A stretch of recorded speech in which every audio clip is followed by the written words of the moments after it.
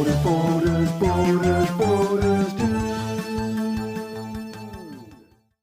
Borders Dude here, and we're kicking off Dinobot week with the Dinobot leader, Grimlock. Now first of all, let's get a zoomed up look into that head sculpt, because I think the black on the blue visor work really well.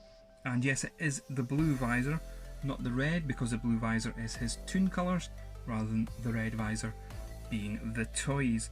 Now let's take a look at that articulation. We'll start off with the head.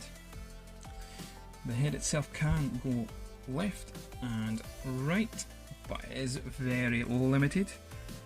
You have a shoulder joint that can go up. You can also get a full 360 on the shoulder joint. You just have to watch the backpack kibble that's there.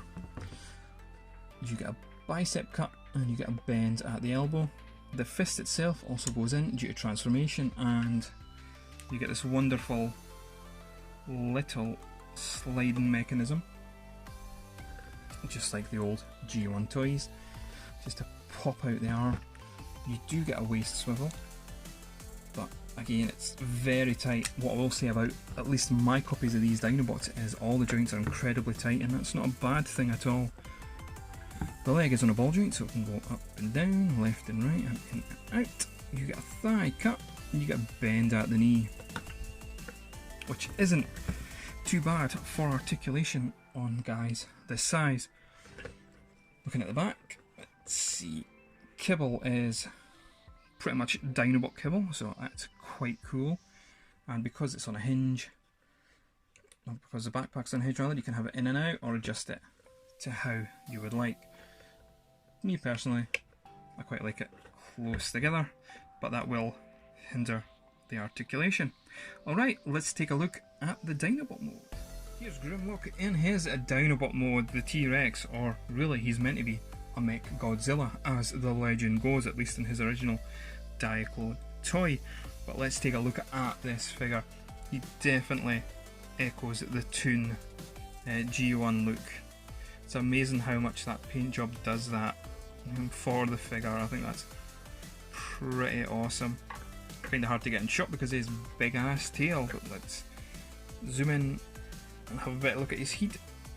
Those wonderful metallic blue paint touches for the eyes I think work well, and I just love the basicness of the colours, which were on his feet, which you've seen in robot mode of course, but on the tail they just give it that little bit extra that the Dinobot mode needs.